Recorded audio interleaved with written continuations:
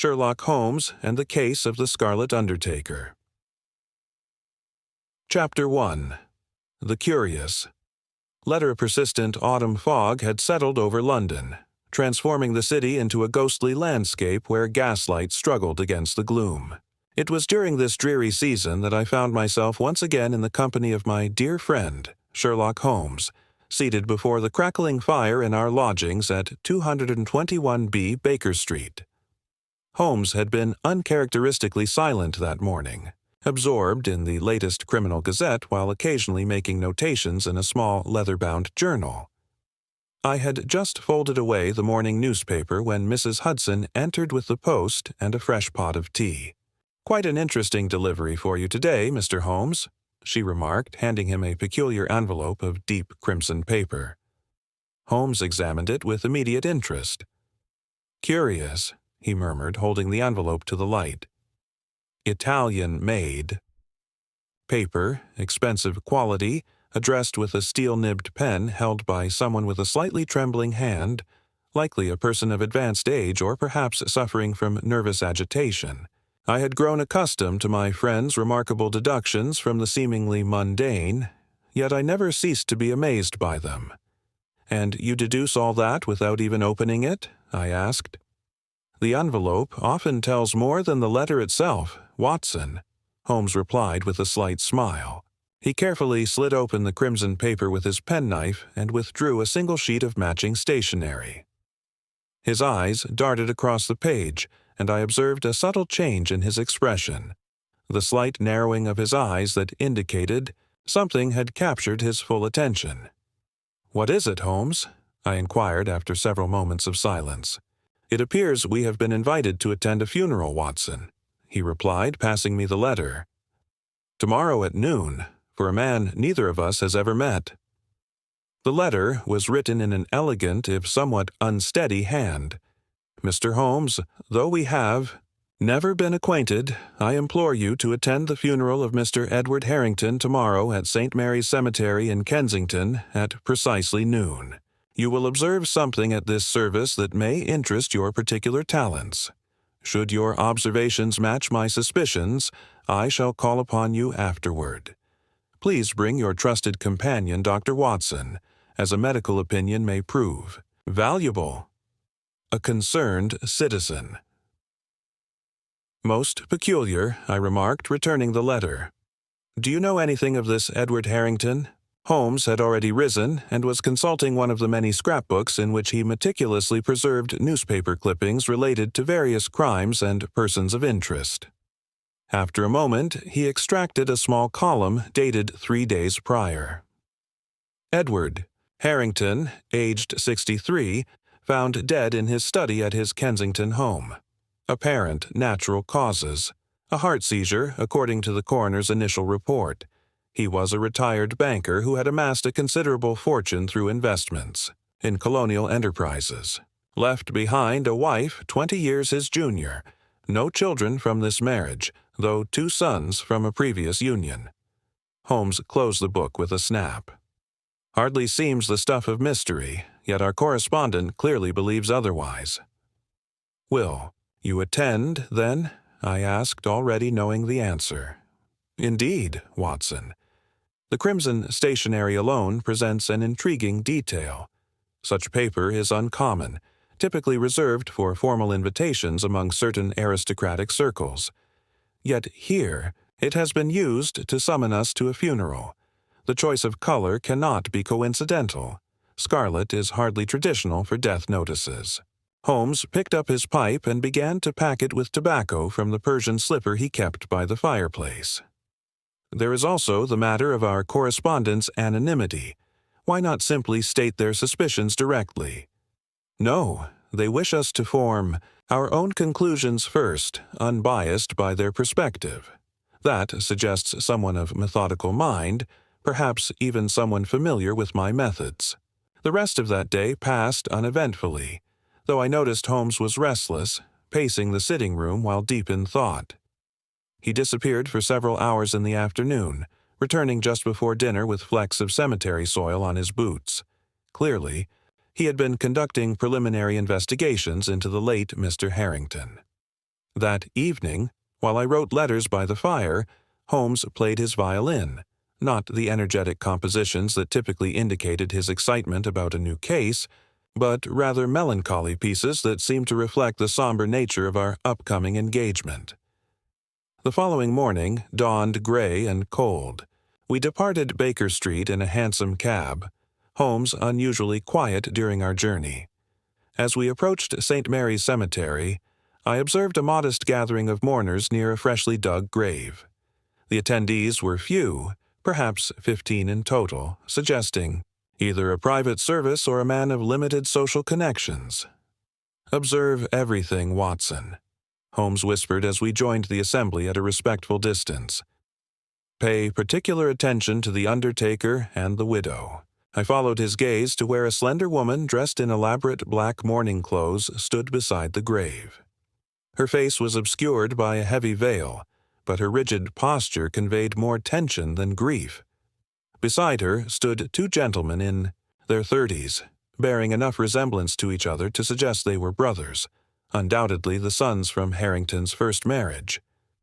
The Undertaker was a tall, gaunt man with unnaturally pale complexion and meticulously groomed side whiskers. He conducted the proceedings with practiced solemnity, yet I noticed Holmes studying him with particular intensity. The service proceeded conventionally until the moment the coffin was to be lowered into the ground. It was then that a curious incident occurred. The Undertaker stumbled slightly, his hand brushing against the widow's arm. She flinched noticeably, and though the contact appeared accidental, I observed a brief exchange of glances between them. As the ceremony concluded, the mourners began to disperse. Holmes nudged me gently. "Did you notice anything unusual about the Undertaker, Watson?" "He seemed perfectly ordinary for his profession," I replied, "perhaps somewhat theatrical in his mannerisms." "And what of his hands?" I recalled the Undertaker's hands, long-fingered and pale. They appeared clean and well-maintained, as one would expect from someone in his position. "Precisely," Holmes said with satisfaction. "Remarkably clean, in fact. Observe his fingernails as he closes his prayer book." I looked again and noted the Undertaker's immaculate nails, not merely clean but manicured with unusual care. "Most Undertakers bear traces of their trade, Watson. Slight discolorations from the chemicals they use, calloused areas from handling. Equipment. This man's hands tell a different story." As we turned to leave, a stooped figure in a charcoal coat approached us. "Mr. Holmes?" the elderly gentleman inquired in a quavering voice. "I see you received my letter. I am Julius Whitley, solicitor to the late Mr. Harrington. Might I call upon you this afternoon to discuss certain irregularities?" 3 o'clock at Baker Street would be convenient, Mr. Whitley," Holmes replied, studying the man intently. As the solicitor nodded and departed, I could not help but notice that the crimson envelope we had received had not been addressed in the shaky handwriting of this elderly gentleman. Holmes, observing my puzzled expression, merely raised an eyebrow. "The game is afoot, Watson," he murmured as we made our way back to the cemetery gates, "and I suspect it will prove to be a most unusual one." Chapter 2. The Solicitor's Account. The grandfather clock in our sitting room had just struck 3 when Mrs. Hudson showed our visitor up the 17 steps to our quarters. Mr. Julius Whitley appeared even more frail in the daylight of our sitting room than he had in the cemetery's gloom. His shoulders stooped beneath his well-worn but immaculate coat, and his gnarled hands clutched a leather document case with surprising strength. Despite his advanced age, his eyes remained sharp and attentive. "I must thank you for attending the funeral, Mr. Holmes," he began after declining our offer of tea. "Though I confess, the letter you received was not of my sending." Holmes betrayed no surprise at this revelation. "Indeed, yet here you are, precisely as the letter predicted." "That is but one of many puzzling circumstances surrounding Edward Harrington's death," Whitley replied, carefully extracting several papers from his case. I have been the Harrington family solicitor for 35 years, sir. Edward was not merely a client, but a friend. His death was unexpected. The newspaper mentioned heart failure. I offered. Yes, that was the official determination. Edward had experienced minor palpitations in recent months, nothing that his physician considered alarming. Whitley's rheumy eyes clouded with doubt. But certain facts disturbed me greatly. Holmes leaned forward in his chair, fingers steepled beneath his chin. Pray continue, Mr. Whitley. 3 facts, Mr. Holmes. First, Edward amended his will just 3 weeks ago, leaving the bulk of his considerable estate, approximately £80,000 plus his properties, to his young wife, Lydia. His sons from his first marriage, who had previously been the primary beneficiaries, now receive only modest annuities. Perhaps not unusual for a man besotted with a younger spouse, Holmes remarked. How long had they been married? Just under 2 years, Whitley answered. Edward was a widower for nearly a decade after his first wife passed. His meeting Lydia was unexpected. She was a companion to Lady Ellington. Their courtship was brief, barely 6 weeks before they wed. You mentioned this change was meant to be temporary, Holmes prompted. Yes. Edward explicitly told me he had made this change temporarily, as a precautionary measure. He intended to revert to the original arrangement within the month. He would not explain why. And the second fact, Holmes pressed. The night before his death, Edward sent me this note. Whitley produced a folded paper from his waistcoat pocket. It arrived too late. I received it the morning after his passing. Holmes examined the note carefully. I read over his shoulder.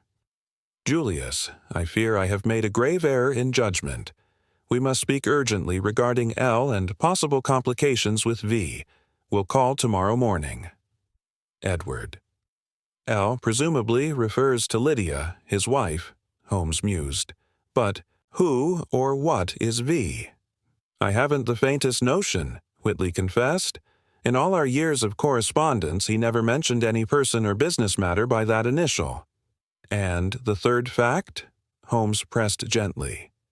Whitley's voice dropped to, barely above a whisper, the Undertaker, Mr. Holmes, Vincent Thornfield. He appeared at the Harrington household within an hour of Edward's death, offering his services.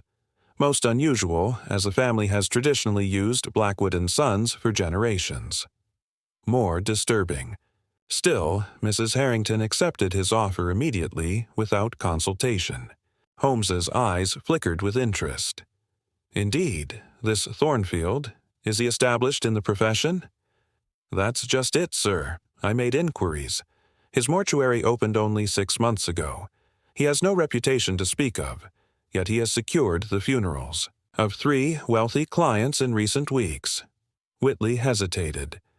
Each of them died unexpectedly. Each left substantial sums to relatively new spouses or companions, and in each case there had been recent changes to their wills. One final question, Mr. Whitley, Holmes said. Did Edward Harrington have any particular habits or routines in the days before his death? Only his evening constitutional, Mr. Holmes. Each night after dinner, regardless of weather, he walked for precisely 30 minutes in Kensington Gardens. Even on his final evening, Mrs. Harrington's lady's maid reported seeing him depart at his usual time. After our visitor departed, Holmes remained silent for several minutes, lost in contemplation. What do you make of it, Holmes? I finally ventured. Several possibilities present themselves, Watson. The connection between the widow and the Undertaker requires investigation, as does this mysterious V mentioned in Harrington's note, which, I note with interest, corresponds to our Undertaker's first initial. He reached for his pipe. Most intriguing is the timing of the Undertaker's arrival after death, almost as if he had been expecting it. Surely you don't suspect foul play based on mere coincidence, I asked. Coincidence is rarely so convenient, Watson. Holmes exhaled a cloud of smoke. I believe we should pay separate calls tomorrow. You, as a medical man, might inquire after Mr. Harrington's health with his physician. I shall investigate our Scarlet Undertaker." "Scarlet Undertaker?" I questioned. "Indeed. Did you not observe the curious silk handkerchief in his breast pocket? Bright crimson, matching precisely the color of our mysterious letter." Before I could respond, Mrs. Hudson entered with a small silver tray. "Another delivery for you, Mr. Holmes. Most unusual. The boy who delivered it wouldn't say who sent him." Upon the tray sat a single item, a small glass vial containing a pale powder. Attached was a label bearing only the letter V in elegant script. Holmes lifted the vial carefully to the light, his expression unreadable. "The game grows more interesting. By the hour, Watson. It seems our correspondent wishes to provide us with a material clue." "What do you suppose it contains?" I asked. "That," said Holmes, slipping the vial into his pocket, "is precisely what we must determine before we proceed further, for I fear we are dealing with a methodology far more sinister than a mere manipulation of legal documents." As Holmes spoke, a sudden gust of wind rattled the windows, and the afternoon light dimmed as storm clouds gathered over London. The atmosphere seemed to mirror the darkening mystery that now lay before us. Chapter 3. Parallel Inquiries. The following morning broke with a persistent drizzle that transformed London's streets into glistening ribbons beneath a pewter sky. Holmes had risen before dawn, and I discovered him at the breakfast table surrounded by chemical apparatus, the mysterious vial open beside him as he conducted tests on its contents. "Any conclusions?" I inquired, helping myself to toast and coffee that Mrs. Hudson had thoughtfully provided. "Several, Watson," Holmes replied without looking up from his microscope. "This powder contains traces of a compound I've encountered only twice before, a derivative of the foxglove plant, but refined through a process that intensifies its effects on the heart while making detection extraordinarily difficult." "Digitalis," I suggested, my medical interest piqued. "But that's commonly prescribed for heart conditions." "Indeed, but not in this formulation."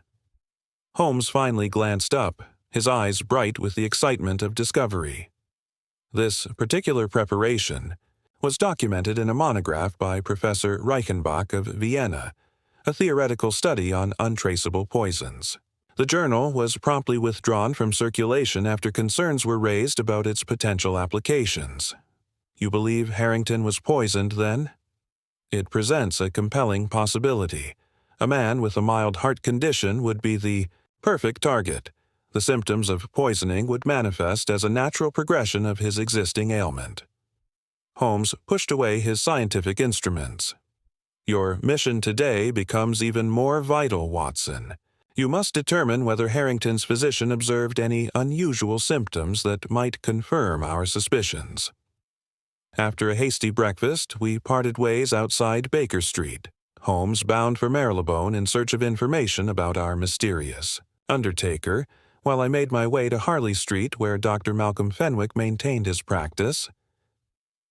Fenwick proved to be a portly, pink-faced man with an expansive manner that suggested prosperity and social ambition.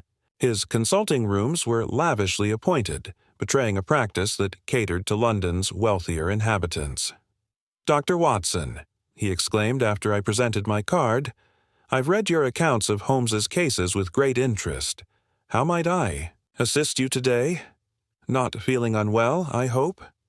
"I'm investigating a matter on behalf of my colleague," I explained, adopting a casual tone. "It concerns your patient, the late Edward Harrington." Fenwick's expansive smile faltered slightly. "Indeed, I wasn't aware the circumstances of his death warranted investigation.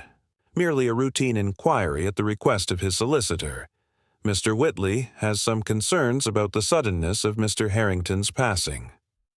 "Heart failure is rarely convenient in its timing, Doctor," Fenwick replied stiffly. "Mr. Harrington had shown symptoms of cardiac irregularity for some months. I had prescribed a moderate regimen of digitalis, which seemed to manage his condition adequately." May I ask about his final examination? I pressed gently. Did you observe any unusual symptoms? Fenwick's hesitation was brief but noticeable. He complained of increased palpitations and some difficulty breathing approximately 1 week before his death. I advised reduced physical activity and an adjustment to his medication. And did you provide this adjusted medication yourself? No. I wrote a prescription to be filled at Hardwick's Pharmacy on Oxford Street, as was our usual arrangement. Fenwick shifted uncomfortably in his chair. Is there some suggestion of impropriety, Dr. Watson? Not at all, I assured him. One final question. Did Mr. Harrington mention any unusual encounters or concerns during his last visit? Again, that slight hesitation. He did mention being approached by a stranger during one of his evening walks, someone who claimed to have known him in his banking days. He seemed unsettled by the encounter but wouldn't elaborate further. Fenwick glanced at his pocket watch. Now, if you'll excuse me, I have patients waiting. As I departed Harley Street, my mind was filled with questions. Fenwick's manner had suggested he knew more than he was willing to share. I decided to make an unscheduled stop at Hardwick's Pharmacy to verify the prescription before returning to Baker Street. Meanwhile, Holmes had been conducting his own investigation. I found him in our sitting room that afternoon, smoking contentedly, as he awaited my return. You've had a successful morning, I perceive, I remarked, noting his satisfied expression. Illuminating, to say the least, Holmes replied. Our Mr. Thornfield is a most interesting character. His mortuary business appears legitimate on the surface, properly registered, adequately equipped, yet his background is suspiciously opaque. He claims to have trained in Edinburgh and Paris, yet inquiries to colleagues in both cities yielded no recognition of his name. A fraud, then. Perhaps, but a sophisticated one. His knowledge of embalming techniques is evidently authentic. I observed his work firsthand by posing as a medical examiner researching modern mortuary methods. Holmes tapped ash from his pipe.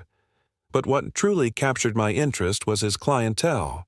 In the 6 months since establishing his business, he has handled the funerals of 7 wealthy individuals, all of whom died unexpectedly, all of whom had recently altered their wills in favor of new beneficiaries. 7, I exclaimed. Whitley mentioned only 3. The others were handled with greater discretion. I obtained the information from a former assistant of Thornfield's who was recently dismissed, a young man with a resentful tongue and a desire for monetary compensation. And did you learn anything about his connection to Lydia Harrington? Holmes's eyes gleamed. Indeed. According to my informant, Mrs. Harrington visited the mortuary 3 weeks before her husband's death, ostensibly to make preliminary arrangements for an elderly aunt.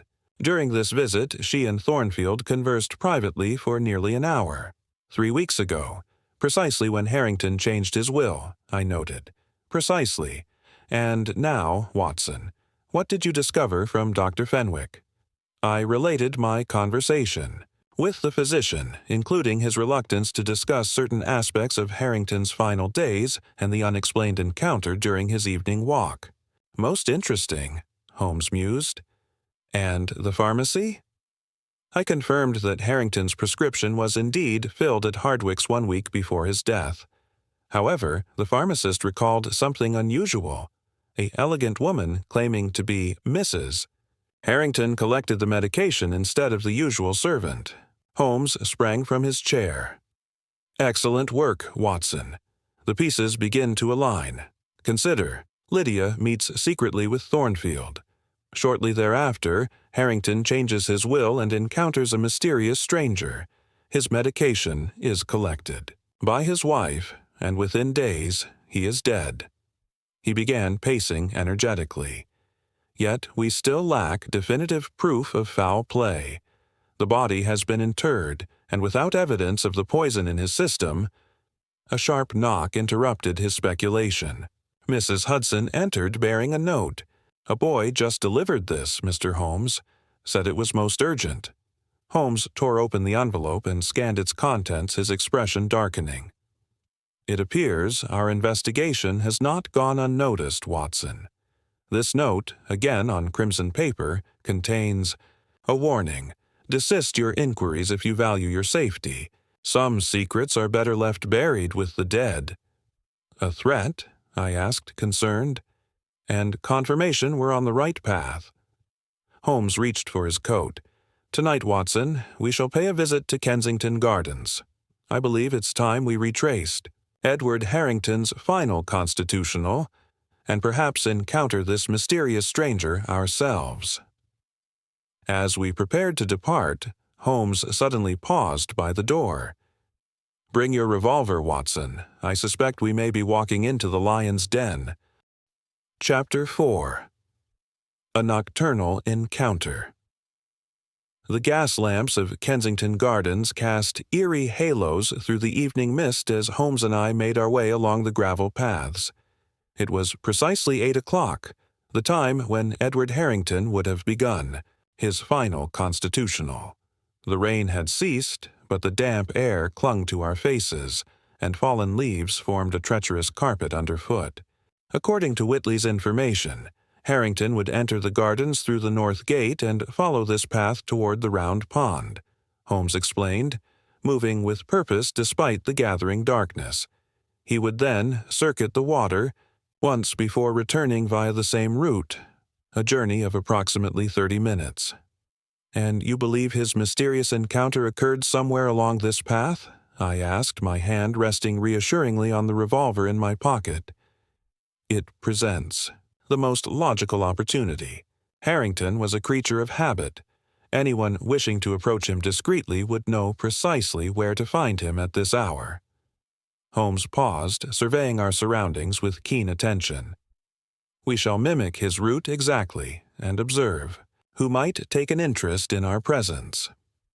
The gardens were largely deserted at this hour, inhabited only by the occasional hurried figure making their way home through the gathering gloom. As we approached the round pond, its surface black, and mirror-like in the darkness, Holmes suddenly gripped my arm, bringing us to a halt.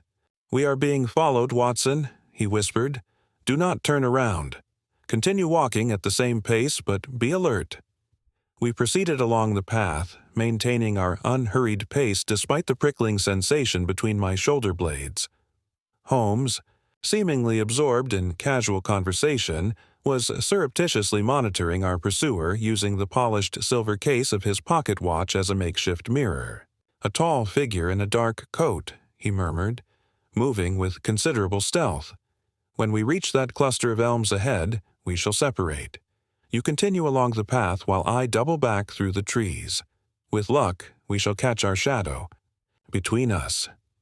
As we neared the elms, Holmes stumbled slightly, dropping his walking stick with a clatter. As he bent to retrieve it, he whispered, "Now, Watson," before vanishing into the darkness beneath the trees. I continued forward alone, every sense heightened, acutely aware of the footsteps that still followed at a discreet distance. The path curved around a ornamental shrubbery, temporarily obscuring me from my pursuer. I used this moment to step off the path into the deeper shadows of a massive oak tree, drawing my revolver as I positioned myself to observe the approach. The figure appeared moments later, tall and slim, moving with a curious, gliding step. As it passed beneath a gas lamp, I caught a glimpse of a pale face beneath a dark hat. The stranger paused, clearly disconcerted by my sudden disappearance. It was in this moment of confusion that Holmes struck. He emerged from the darkness like a phantom, seizing the figure from behind. There was a brief struggle, a stifled cry, and then Holmes's voice rang out, "I would advise you to cease your resistance, madam, unless you wish Dr. Watson to summon the garden constable." "Madam?" I stepped forward in surprise as Holmes turned our captive toward the nearest lamp. The face revealed in its glow was indeed female. A woman, perhaps in her early 30s, handsome rather than beautiful, with intelligent eyes that regarded us now with a mixture of fear and defiance. "You are making a grave mistake," she said. her voice cultured but trembling slightly. "I think not," Holmes replied. "You have been following us since we entered the gardens, just as I suspect you followed Edward Harrington on his final evening walk. Perhaps you would care to explain your interest in our movements, Miss Morton." Clara Morton. She straightened her coat, gathering her dignity. "And yes, I have been following you, Mr. Holmes. I recognized you from your photographs in the Strand magazine, but I am not your enemy. On the contrary, I have been trying to determine whether you could be trusted with information vital to your investigation." Holmes released her arm but remained watchful. "You know of our investigation, then. I sent you the crimson letter, Mr. Holmes, and the sample. This revelation startled us both." "Not the threatening note this afternoon?" I asked. "Threatening note?" She looked genuinely alarmed. "No, I sent nothing today, but this confirms my fears. They know you're investigating." "Perhaps we should continue this conversation somewhere less exposed," Holmes suggested, glancing around the darkened gardens. "There is a small tea shop on Kensington High Street that should still be open at this hour." Seated in the warm interior of the Blossom Tea Room, Clara Morton appeared less mysterious, but no less troubled. She removed her gloves with deliberate movements, revealing slender hands marked with the subtle chemical stains familiar to me from Holmes's own fingers, the marks of someone who worked with laboratory substances. "I am, or rather was, a laboratory assistant to Dr. Henrik Meller at London University," she began after the proprietress had served our tea and withdrawn. "Dr. Muller specializes in toxicology, particularly the identification of poisons that elude conventional detection." "And this is how you came to recognize the substance you sent us," Holmes prompted. She nodded. "6 months ago, we were approached by a man calling himself Vincent Thornfield. He claimed to be conducting research into improved preservatives for embalming. He commissioned Dr. Meller to develop tests that could detect minute traces of certain compounds in tissue samples. The work was legitimate and the payment generous." "But you became suspicious," Holmes observed. "Not immediately, but as the research progressed, I noticed Thornfield taking particular interest in one compound, a modified digitalin that affects the heart while leaving minimal traces in the body. He inquired repeatedly about detection methods, timeframes for decomposition of the substance, and symptoms it would produce. And Dr. Muller raised no concerns about these inquiries?" I asked. Clara's expression darkened. "Dr. Muller is not particularly scrupulous when adequately compensated. When I voiced my concerns, he dismissed them. 2 weeks later, I was terminated from my position, supposedly for budget constraints. Yet you continued to monitor Thornfield's activities," Holmes noted. "I had to. My suspicions grew when I read of Mr. Harrington's death. It matched the precise pattern Thornfield had inquired about. I began watching the mortuary and observed several meetings between Thornfield and a woman I later identified as Mrs. Harrington." Clara leaned forward, her voice dropping. "Mr. Holmes, I believe they are partners in a systematic scheme of murder for inheritance, and I fear they have become aware of my surveillance. Hence the sample you sent us. You wished to provide evidence, without revealing yourself," Holmes concluded. "Precisely. But someone must have observed me following you today, which means my identity is now compromised." Her hands trembled slightly as she raised her teacup. "I've placed myself in considerable danger by coming forward." Holmes studied her intently. "Miss Morton, your information is invaluable, but without more substantial evidence, we cannot yet approach the authorities. We need to establish a direct connection between Thornfield, the poison, and Harrington's death. The most conclusive evidence would come from examining the body," I suggested, "but exhumation requires significant legal justification." "There may be another way," Clara said hesitantly. "Thornfield keeps meticulous records in a locked cabinet in his office. I glimpsed them once when the door was inadvertently left open. If those documents could be obtained... Breaking and you. Entering is hardly a legitimate investigative method, I protested. Perhaps not, Holmes agreed, but there are alternatives. Miss Morton, would you be willing to assist us in one final act of surveillance? I believe I can devise a strategy that might yield the evidence we need without resorting to criminal methods. As we departed the tea shop, the fog had thickened, shrouding the streets in ghostly white. Holmes escorted Clara to a hansom cab, providing the driver with funds for her safe return to her lodgings. Be vigilant, he warned her. Speak to no one about our meeting. I shall contact you tomorrow with further instructions. As we watched the cab disappear into the mist, Holmes's expression was grave. We are dealing with clever adversaries, Watson. They have already proven themselves capable of murder and deception. We must proceed with the utmost caution, for Miss Morton's sake as well as our own. Chapter 5. The Mortuary Deception. The following morning dawned with a thick London fog that clung to the city like a funeral shroud. Holmes had been up since dawn, pacing our sitting room with restless energy while consulting various reference books and making notes in his commonplace book. When I emerged from my bedroom, I found him already dressed and vibrating with suppressed excitement. Ah, Watson! Excellent timing. I formulated our plan of action, he announced, pushing aside the remains of his breakfast. Today, we shall penetrate the inner sanctum of Mr. Thornfield's establishment. You don't propose actual burglary, I hope? I asked, helping myself to coffee. Holmes chuckled. Nothing so crude.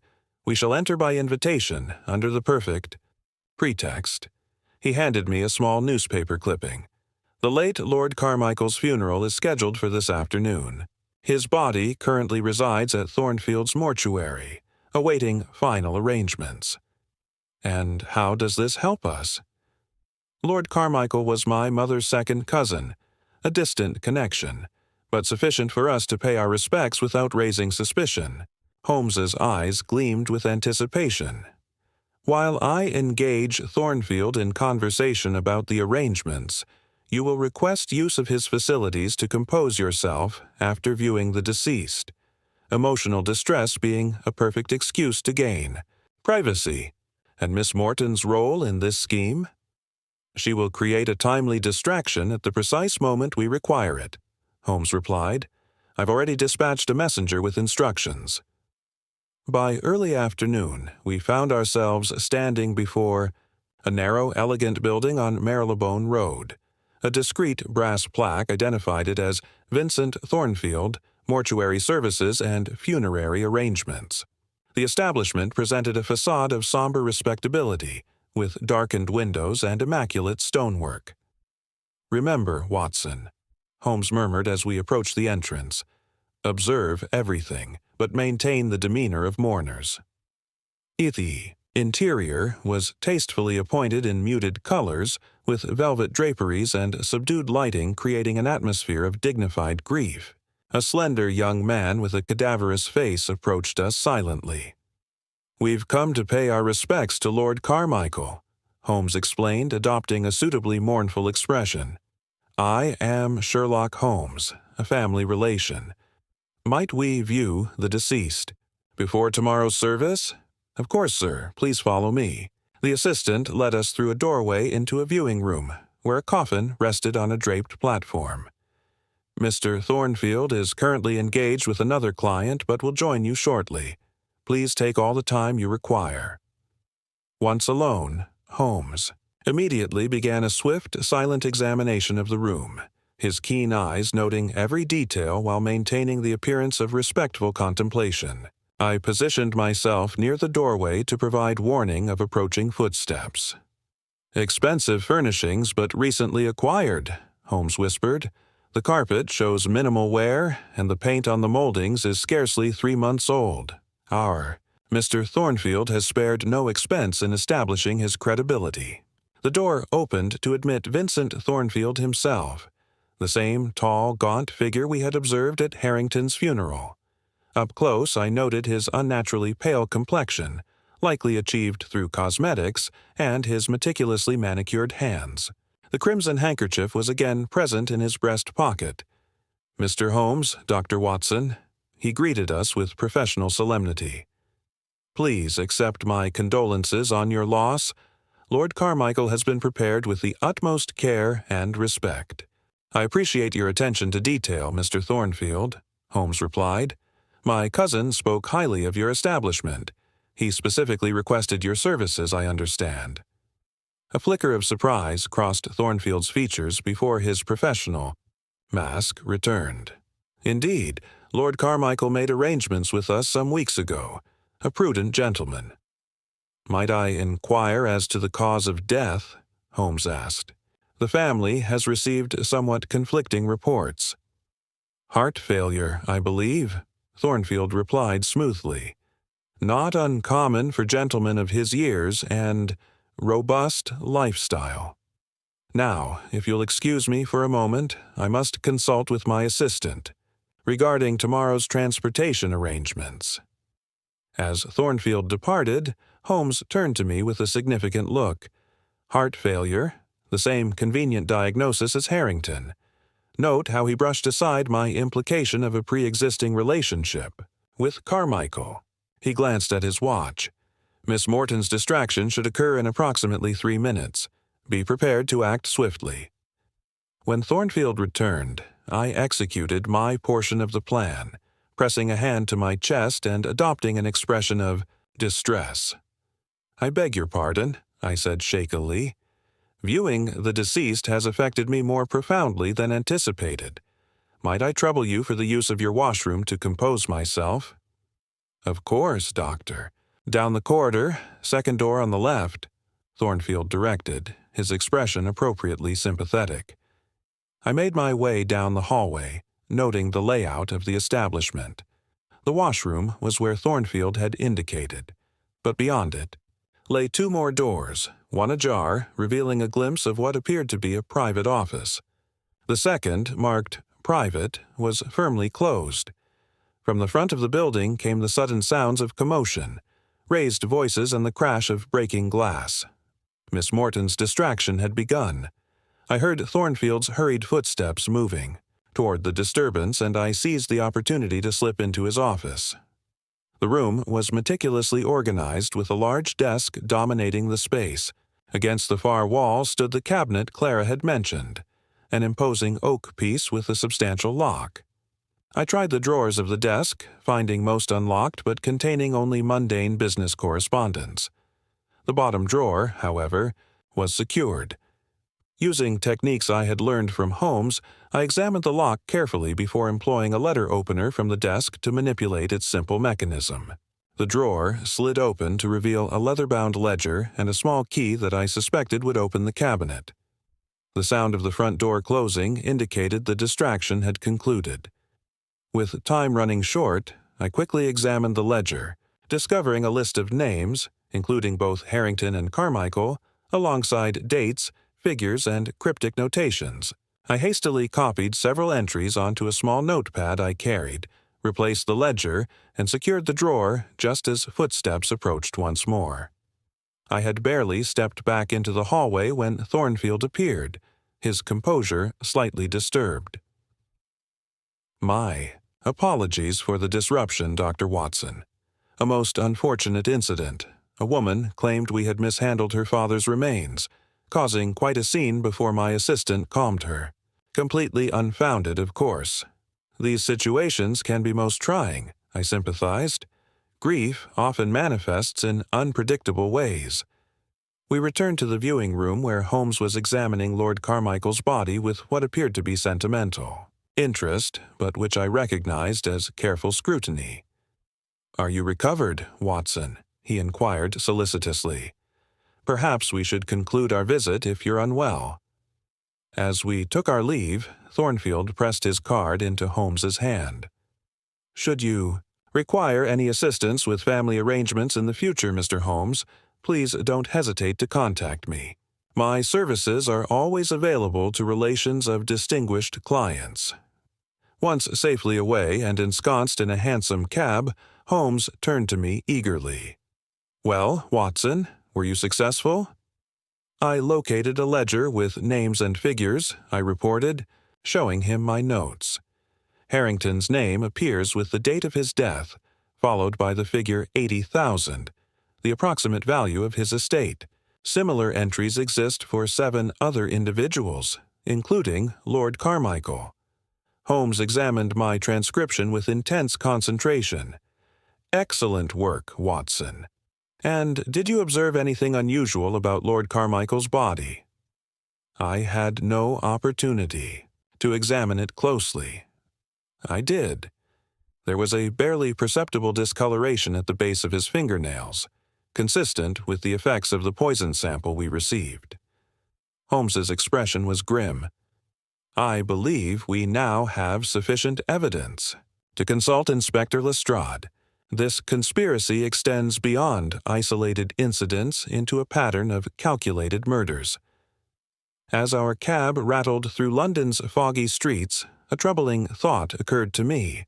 "Holmes, if Thornfield recognized us, which seems likely given his parting words, won't he be alerted to our suspicions?" "Undoubtedly," Holmes replied, "which is why we must act with haste. I suspect our adversaries will not wait long before covering their tracks or eliminating potential witnesses." "You fear for Miss Morton's safety." "And potentially our own," Holmes said gravely. "The game has entered its most dangerous phase, Watson. Tonight we shall set our trap." Chapter 6. Scotland Yard's Intervention. Inspector Lestrade of Scotland Yard received us in his cluttered office at the Metropolitan Police Headquarters, his ferret-like features registering both curiosity and skepticism. Holmes had telegraphed ahead requesting an urgent meeting, and the detective's interest was evidently piqued by the unusual summons. "This had better be substantial, Mr. Holmes," Lestrade remarked, clearing space on his desk for the documents we had brought. "You've claimed an urgent matter of serial murder, which is no small accusation." "I would not waste your time with speculation, Inspector," Holmes replied smoothly, laying out our evidence. "What you see before you represents a pattern of sophisticated homicide that has thus far escaped official notice precisely because each death appears, superficially, to be natural."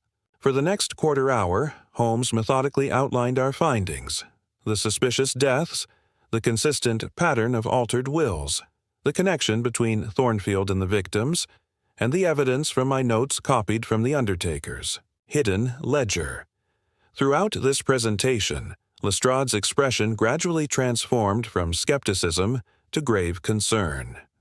"And you believe this Miss Morton is now in danger?" he asked when Holmes had concluded. "Immediate danger," Holmes emphasized. "Her appearance at the mortuary today, though disguised, will almost certainly have alerted Thornfield. She was our primary source of information regarding the poison, and I fear her elimination would be their logical next step."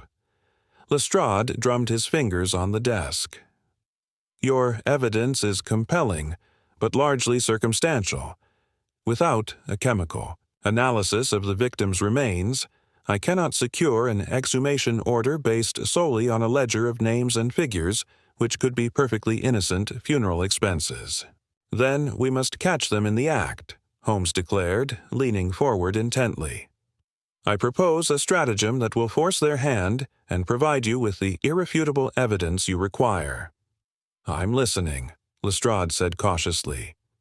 "You will place Miss Morton under discreet surveillance, not to arrest her movements but to protect her while allowing her to appear vulnerable.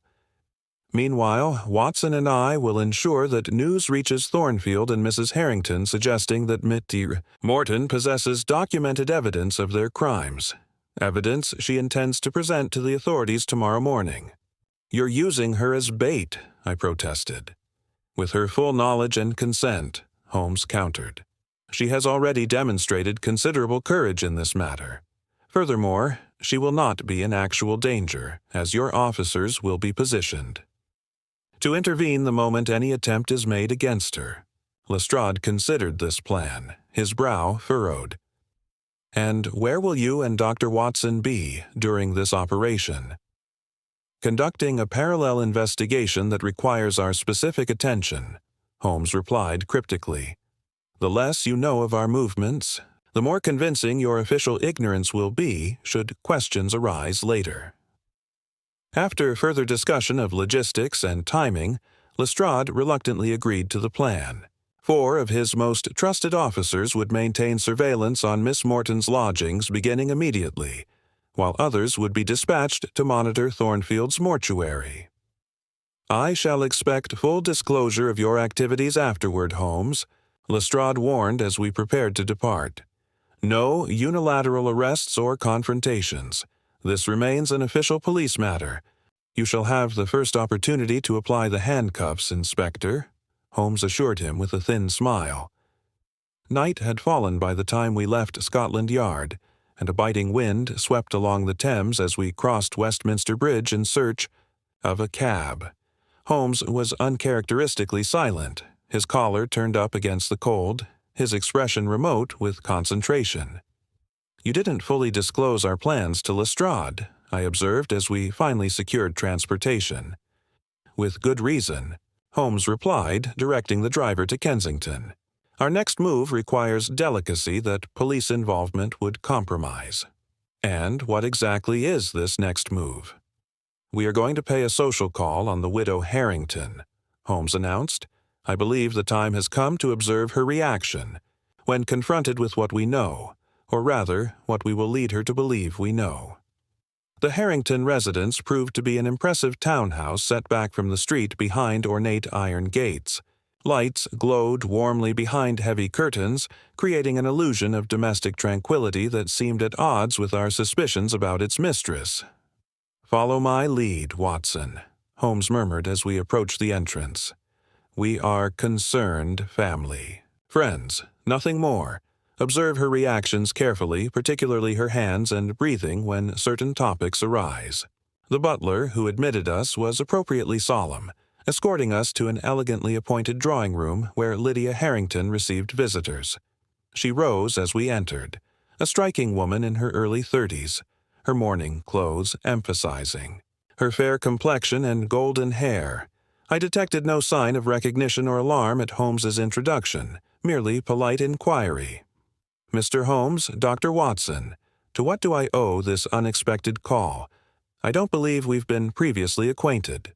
"We were colleagues of your late husband, Mrs. Harrington," Holmes replied smoothly, accepting the offered seat. "We've recently returned to London, and were deeply saddened to learn of his passing." "How kind of you to call," she responded, her composed demeanor revealing nothing. "Edward spoke often of his associates, though I confess he never mentioned your names specifically." "Our connection was somewhat peripheral," Holmes continued. "We advised him occasionally on certain investment matters, particularly those involving chemical research ventures." A barely perceptible tensing of her fingers on the arm of her chair registered the first sign of discomfort. Indeed, Edward had diverse business interests which he rarely discussed in detail. "One particular investment came to mind recently," Holmes remarked casually. "A promising toxicology research project at London University. I believe the principal investigator was a Dr. Muller. Did Edward ever mention this particular venture?" The change in her breathing pattern was subtle but unmistakable. A slightly quicker intake followed by controlled exhalation. "I'm afraid not, Mr. Holmes. As a new widow, I'm still familiarizing myself with Edward's various business arrangements." "Of course," Holmes sympathized. "I understand Mr. Thornfield handled the funeral arrangements. An unusual choice given your husband's long-standing relationship with Blackwood and Sons." "Mr. Thornfield was highly recommended," she replied, her voice steady despite the increased tension evident in her posture. "His services were both discreet and dignified." "I'm sure they were," Holmes agreed. "We've had occasion to observe his establishment recently. Most impressive. One might almost say his business is thriving remarkably well for such a recent enterprise." Before she could respond, the drawing-room door opened to admit a tall figure that I instantly recognized. Vincent Thornfield himself, dressed not in his professional funeral attire but in the elegant evening clothes of a social caller. "Forgive my intrusion, Lydia," he began before stopping abruptly at the sight of us. For the briefest moment his composed facade faltered, revealing shock and what I perceived as calculation in his pale eyes. "I didn't realize you had guests." "Mr. Thornfield," Holmes acknowledged, rising with deliberate slowness. "What a remarkable coincidence. We were just discussing your professional services to the late Mr. Harrington." Thornfield's recovery was swift, his manner immediately assuming the polished sympathy of his trade. "Mr. Holmes, Dr. Watson, I wasn't aware you were acquainted with the Harrington family. Old connections sometimes resurface in unexpected ways," Holmes replied enigmatically. "We were just explaining to Mrs. Harrington that we've recently been in communication with a former laboratory assistant of Dr. Mellor's, a Miss Clara Morton. Such an informative conversation we had earlier today." The effect of this statement was immediate and electric. Mrs. Harrington's teacup clattered against its saucer, while Thornfield's complexion assumed an even greater pallor. "How interesting," Thornfield managed, his voice betraying the slightest tremor, "though I failed to see the relevance to your condolence call." "Relevance often reveals itself in time, Mr. Thornfield," Holmes remarked, reaching for his hat. "We've imposed on Mrs. Harrington's hospitality long enough. We merely wish to express our sympathies, and to mention that we'll be meeting with Inspector Lestrade of Scotland Yard tomorrow morning. Good evening to you both." As we stepped out into the night, I glanced back to see Thornfield and Mrs. Harrington engaged in urgent, whispered conversation in the doorway of the drawing-room. Their expressions confirmed what Holmes had anticipated. Our visit had struck directly at their composure. "Now, Watson," Holmes declared as we walked briskly away from the house, "we must hurry to our next appointment. The trap has been baited, and I expect our quarry will move against Miss Morton tonight rather than wait for morning." "And if they don't?" I asked, keeping pace with his rapid strides. "Then we have miscalculated badly," Holmes admitted grimly, "and placed an innocent woman in grave danger." Chapter 7. The Midnight Vigil. A gentle drizzle had begun to fall as Holmes and I took up our position in a darkened doorway across from Clara Morton's modest lodgings in Bloomsbury. The street was quiet save for the occasional hansom cab passing. At the far end, Lestrade's men were strategically positioned, two in plain clothes lounging against a lamp-post, another disguised as a sleeping vagrant on a bench, and a fourth watching from an adjacent building. "Do you truly believe they will attempt something tonight?" I whispered, drawing my coat tighter against the damp chill. "Without question," Holmes replied, his keen eyes never leaving the street. "Thornfield and Mrs. Harrington face exposure and ruin should Miss Morton present her evidence. Their pattern suggests a calculating approach to eliminating obstacles. They will move with precision, likely under cover of darkness. Yet, surely they must suspect a trap. Our visit was hardly subtle. That was precisely the point, Watson. By revealing our knowledge openly, we force them to act hastily rather than with their usual methodical planning. Desperation makes even the most careful criminals prone to error." We maintained our vigil for nearly an hour. Holmes remained, utterly still, his powers of concentration undiminished by physical discomfort. As midnight approached, his posture suddenly tensed. "There," he breathed, nodding toward a slender figure approaching. "A woman, moving with deliberate casualness. Observe her right hand, concealed within a muff despite the mild temperature." I strained my eyes to discern the approaching figure. Indeed, it was a woman, her features obscured by an elegant hat with a partial veil. "Mrs. Harrington," I whispered in disbelief. "Indeed," Holmes confirmed. "Note how she surveys the street, assessing potential witnesses while maintaining the appearance of a lady returning from a late social engagement." As she neared Miss Morton's building, Mrs. Harrington paused, withdrawing a small key that glinted briefly in the lamplight. With practiced ease, she ascended the steps and slipped. Inside, a duplicate key, Holmes murmured, cleverly obtained, perhaps during their previous surveillance. Lestrade's men appear to have missed her entirely, focused as they are on more obvious approaches.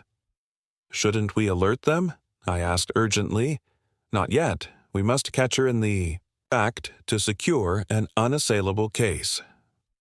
Holmes had already begun moving across the street, motioning for me to follow. "Miss Morton is not in her rooms. I arranged alternative accommodations for her safety. Mrs. Harrington will find only empty chambers." We entered the building silently. From above came the faint sound of movement, careful footsteps on creaking floorboards. As we reached the second-floor landing, a new sound reached us, a male voice speaking in hushed tones from outside.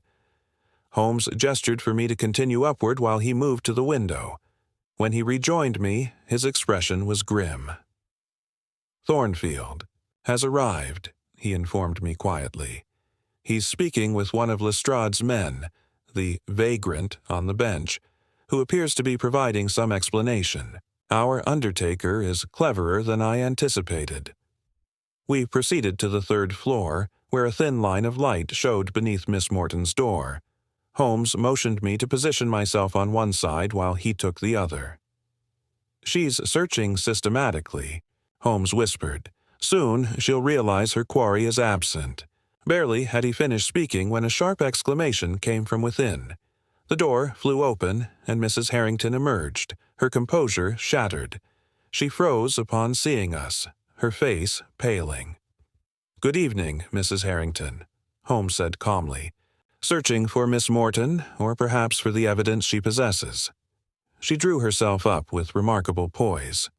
"Mr. Holmes, I assure you your conclusions are mistaken. Clara Morton was my husband's confidant. I merely sought to retrieve personal correspondence." "An admirable sentiment," Holmes replied, "though it fails to explain this." With a swift movement, he withdrew a small glass vial from her muff, identical to the one we had received. "Another sample of the modified digitalin, I presume? Intended to ensure Miss Morton suffered the same convenient heart failure as your husband." Her composure cracked only slightly. "You cannot prove any such absurd accusation." "On the contrary," Holmes countered, "the chemical analysis will match precisely the sample Miss Morton provided. Furthermore, I suspect evidence connecting you to the 7 other victims will be found in your residence." A new voice spoke from the stairway. "Most comprehensive, Mr. Holmes. I congratulate you on your thoroughness." We turned to find Vincent Thornfield ascending the last few steps, a small pistol held steadily in his gloved hand. "Vincent," Mrs. Harrington breathed, relief evident in her voice. "I suspected a trap," Thornfield continued, "though I underestimated your involvement, Mr. Holmes. I anticipated police intervention, which I've temporarily neutralized with a convincing story, but not your personal presence. The mistake that undoes most criminals," Holmes observed calmly, "underestimation of the forces arrayed against them." "A mistake I won't compound by allowing you to leave this building," Thornfield replied coldly. "You've calculated everything, except the presence of Inspector Lestrade himself," came a new voice as heavy footsteps pounded up the stairs. Thornfield's composure shattered. He spun toward the staircase, his pistol wavering. In that moment of indecision, Holmes seized Thornfield's wrist while I grappled for the weapon. The struggle was brief but violent. The pistol discharged with a deafening report in the confined space. I managed to wrench the weapon free just as Lestrade and his men burst onto the landing. "Well timed, Inspector," Holmes remarked. "You'll find Mrs. Harrington equally deserving of your attention." As dawn broke over London, we sat in Lestrade's office at Scotland Yard providing our statements. Both conspirators had been placed in separate cells, maintaining stubborn silence. The chemical analysis confirms your theory. Holmes, Lestrade acknowledged, reviewing the reports. The compound matches traces found in Lord Carmichael's system. We've secured exhumation orders for the other victims. You'll find the same poison in each case, Holmes asserted.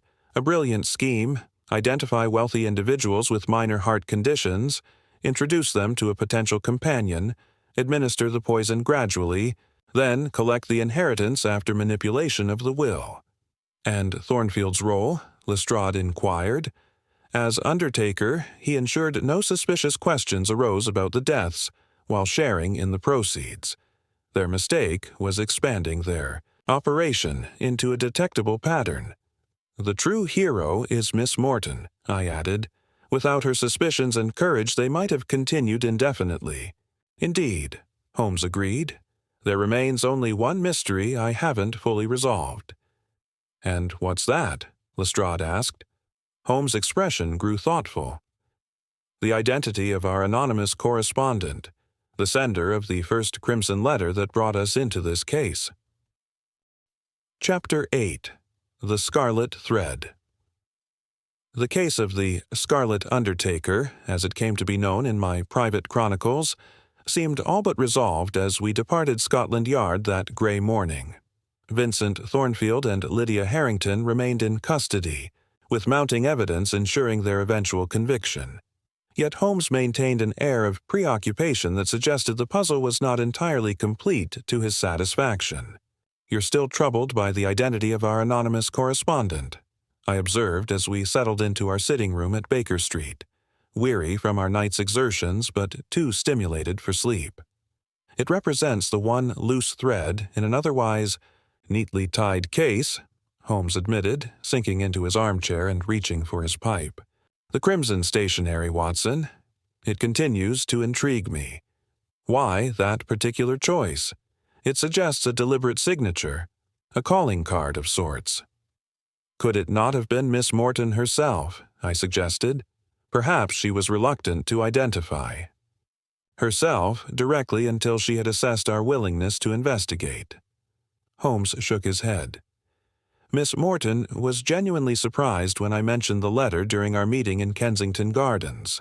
No, our correspondent is someone else, someone with intimate knowledge of the conspiracy yet standing apart from it."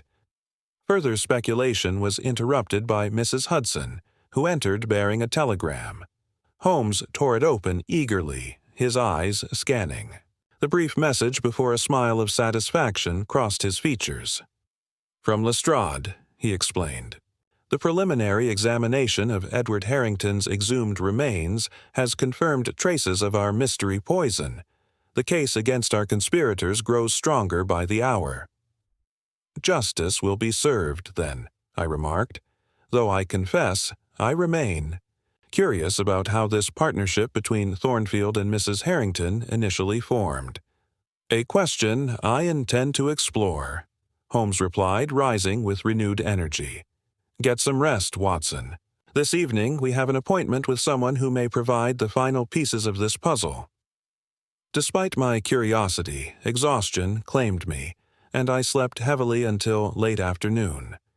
I awoke to find Holmes already dressed for an evening engagement, studying a small crimson calling card with intense concentration. "Our mysterious correspondent has made contact directly," he announced, showing me the card. It bore only an address in Mayfair and the time 8 p.m., written in the same elegant hand as our original letter. "The game continues, Watson." The address led us to an imposing townhouse in one of London's most exclusive neighborhoods. A silver-haired butler admitted us to a sumptuously appointed drawing room where a solitary figure awaited by the fireplace, a woman in her 60s, regal in bearing despite her advanced years, dressed in elegant morning clothes. "Mr. Holmes." "Dr. Watson," she greeted us, her voice cultured but tinged with weariness. "I am Lady Eleanor Carmichael. Please be seated. I believe we have much to discuss." "Lady Carmichael," Holmes acknowledged, studying her with keen interest. "The widow of Sir Henry Carmichael, who died 3 years ago, also of apparent heart failure if I recall correctly." A sad smile touched her lips. "Your reputation for thoroughness is well deserved, Mr. Holmes.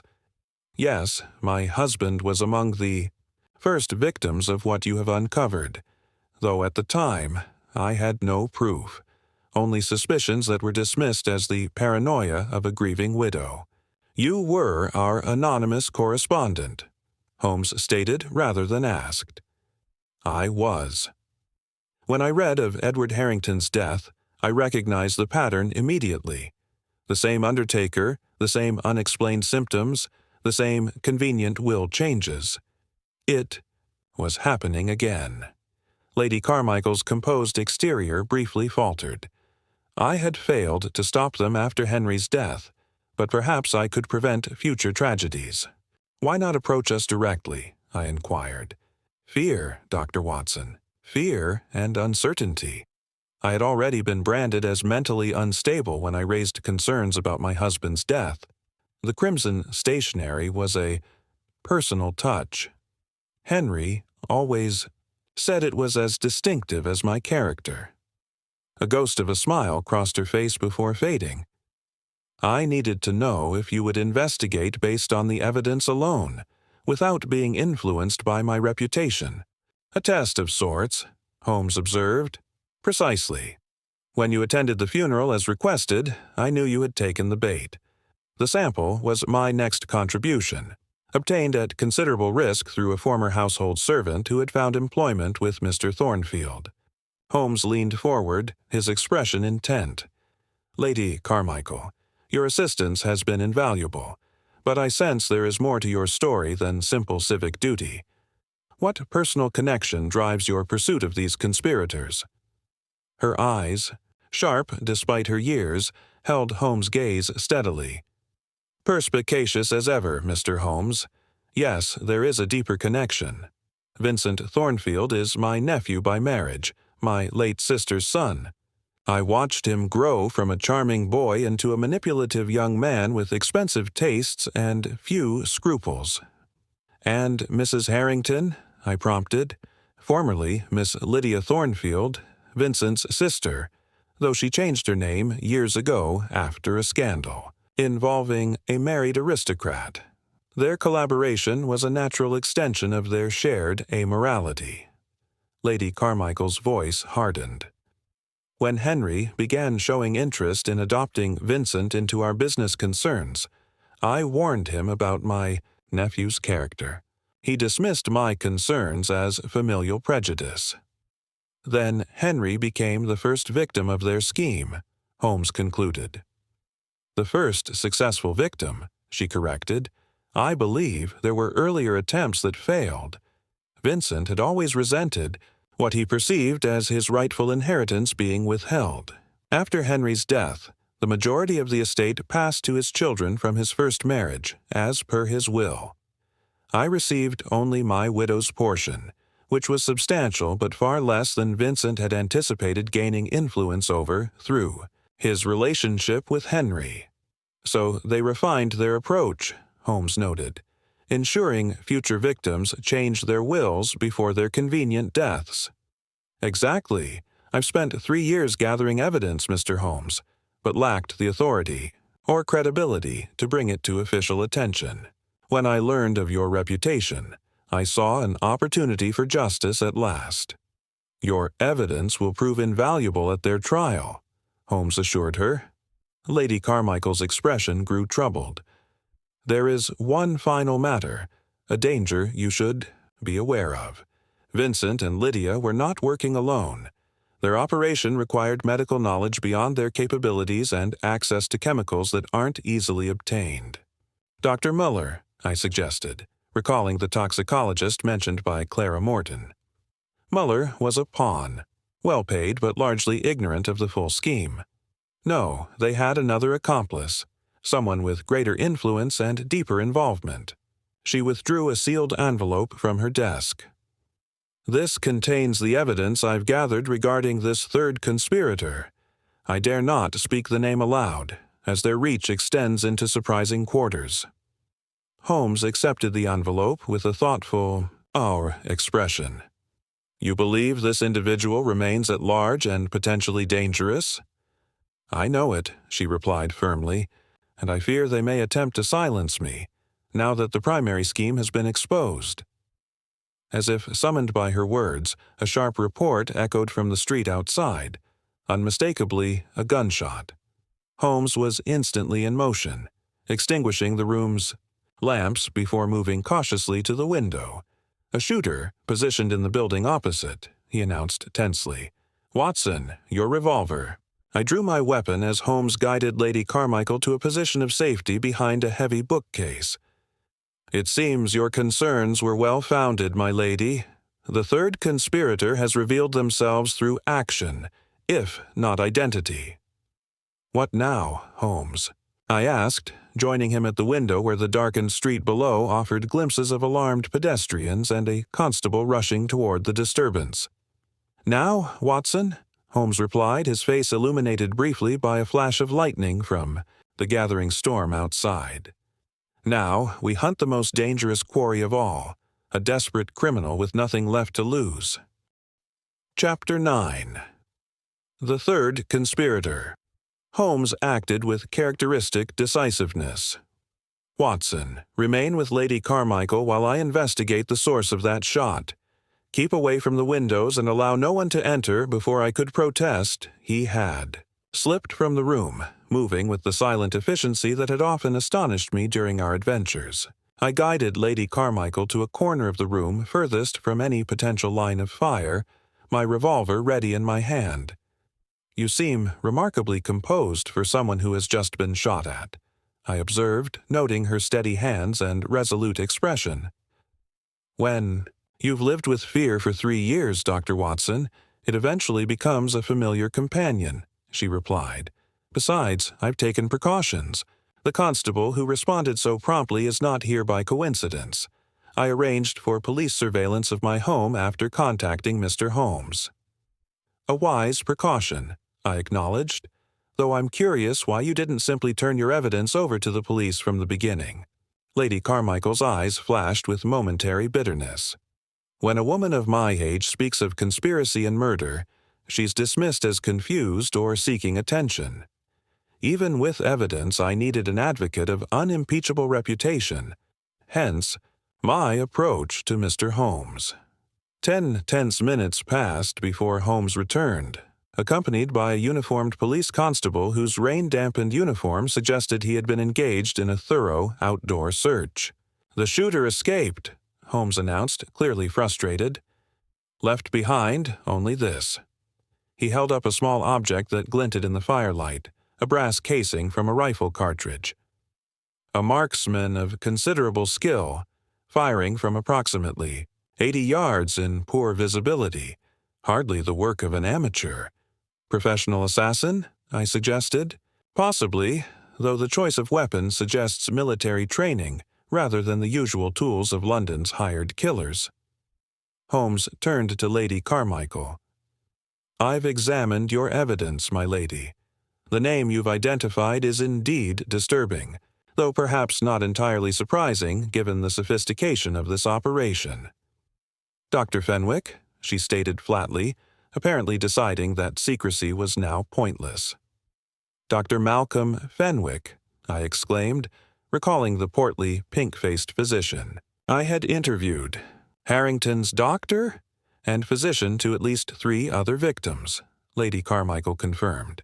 He diagnosed their heart conditions, prescribed the medications that Thornfield and Lydia then adulterated, and provided the death certificates that prevented any further investigation.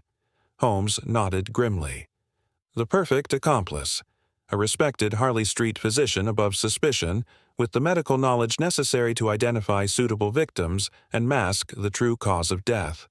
But surely, once Thornfield and Mrs. Harrington are convicted, Fenwick's involvement will be exposed, I reasoned, unless he eliminates those who can testify against him, Holmes countered. Thornfield and Mrs. Harrington are safely in custody. But Lady Carmichael, Miss Morton, and now ourselves represent loose ends he cannot afford. Miss Morton, I exclaimed, is she still under police protection? Only until morning, according to Lestrade's plan. With the primary suspects apprehended, he saw no need to maintain the full surveillance operation. Holmes checked his watch. "It's nearly 10 o'clock. I doubt Lestrade will still be at Scotland Yard. Constable, you must immediately send a telegram to Inspector Lestrade instructing him to restore protection for Miss Clara Morton." As the constable departed to send this urgent message, Holmes swiftly outlined his plan. "Lady Carmichael will remain here under police guard. Watson, you and I must warn Miss Morton directly. If Fenwick has identified her as a witness against him, she may well be his next target." We departed Lady Carmichael's residence by a servant's entrance, moving cautiously through the rain-slicked streets until we were confident no one followed us. A hansom cab carried us swiftly to the small hotel in Covent Garden where Holmes had arranged Miss Morton's temporary lodging. The night clerk informed us that Miss Morton had departed an hour earlier, leaving a note that she intended to collect personal items from her Bloomsbury rooms. Holmes's expression darkened at this news. "Precisely what I feared," he muttered as we rushed back into the rainy night. With the known conspirators in custody, she believed the danger past. Another cab conveyed us to Bloomsbury at breakneck speed, the driver motivated by Holmes's generous payment. As we approached Miss Morton's lodging-house, my medical instincts were immediately aroused by a scene of confusion outside.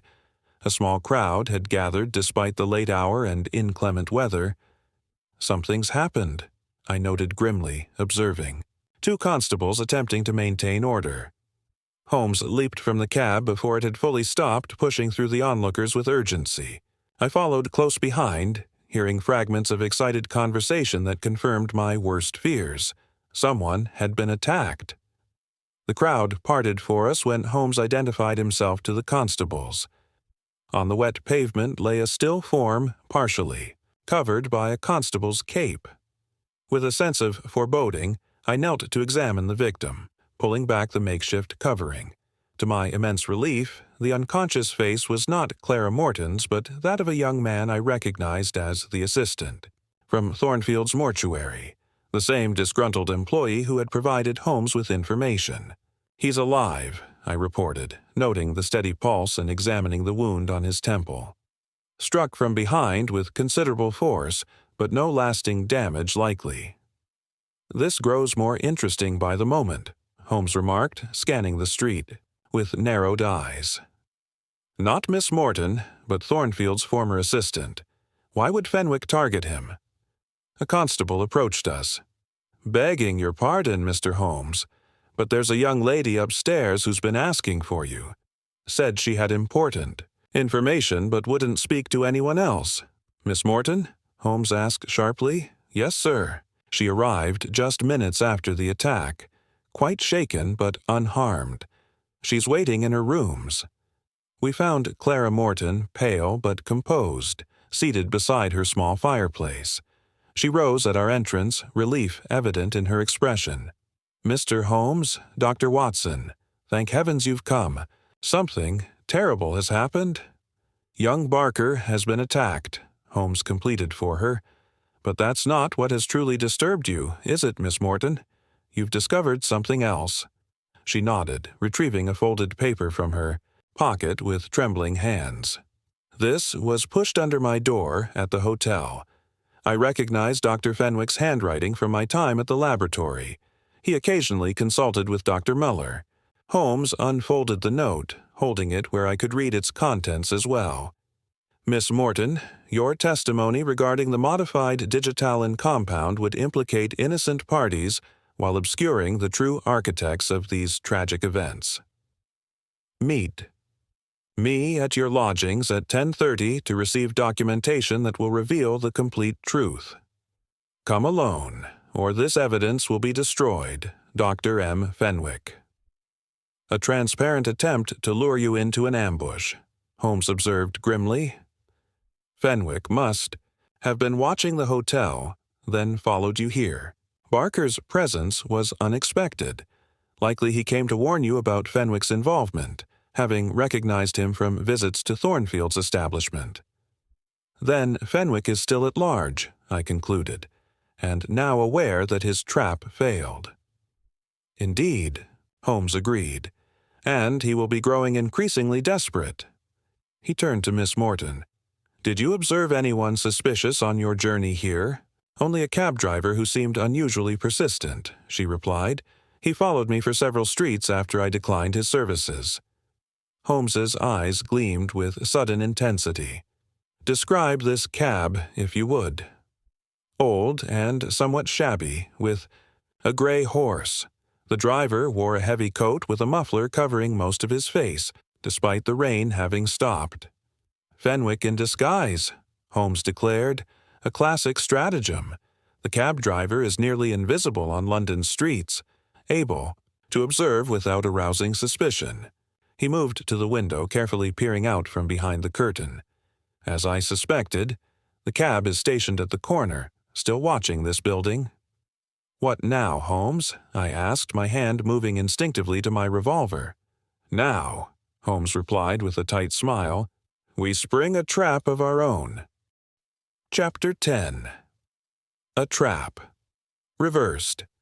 Holmes moved with swift precision, outlining his plan as he extinguished several of the room's lamps, leaving only the fireplace to cast dancing shadows across the walls. "Miss Morton will appear to depart, ostensibly, frightened by the attack on young Barker," Holmes explained, arranging cushions beneath a blanket on the settee to create the illusion of a sleeping figure. "Watson, you will escort her visibly from the building, hail a cab, and make a show of departing toward the hotel."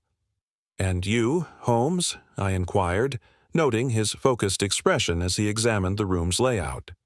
"I shall remain here, awaiting our good doctor's inevitable visit." He patted his coat pocket where I knew he carried a small revolver. "Fenwick believes Miss Morton may have received incriminating documents from Barker before the attack. He cannot risk such evidence reaching the police." "But surely he won't enter while you're here," Miss Morton objected. "He will not know of my presence," Holmes replied. "The constables below, at my request, will gradually disperse, creating the impression that the excitement has ended. Fenwick will observe you leaving with Watson, and the stage will be set for his entrance." The plan proceeded as Holmes outlined. Miss Morton donned her coat and hat, and I escorted her downstairs past the dwindling crowd of onlookers. As we emerged onto the street, I observed the shabby cab still stationed at the corner, its driver hunched on the box, apparently dozing. But I had no doubt, keenly observing our departure. We made a performance of hailing a passing cab, speaking loudly enough to be overheard about returning to the hotel. Once inside our vehicle and safely around the corner, we directed the driver to circle the block and let us out in the alley behind Miss Morton's lodgings. A service entrance provided discreet access to the building. We crept silently up the back stairs, Miss Morton leading the way through the dimly lit corridors until we reached her floor. Through the thin wall separating the hallway from her rooms, we could hear Holmes moving about, maintaining the illusion that Miss Morton was preparing for sleep. We positioned ourselves in an empty room across the hall, its door left slightly ajar to provide a view of Miss Morton's entrance. The wait was tense but mercifully brief. Within 20 minutes, the subtle creak of floorboards in the hallway announced the arrival of our quarry. A shadow passed our vantage point, a bulky figure moving with surprising stealth toward Miss Morton's door.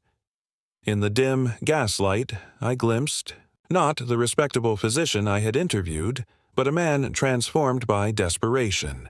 Fenwick's usually florid face was pale and drawn, his elegant clothes exchanged for the shabby garments of a cab driver.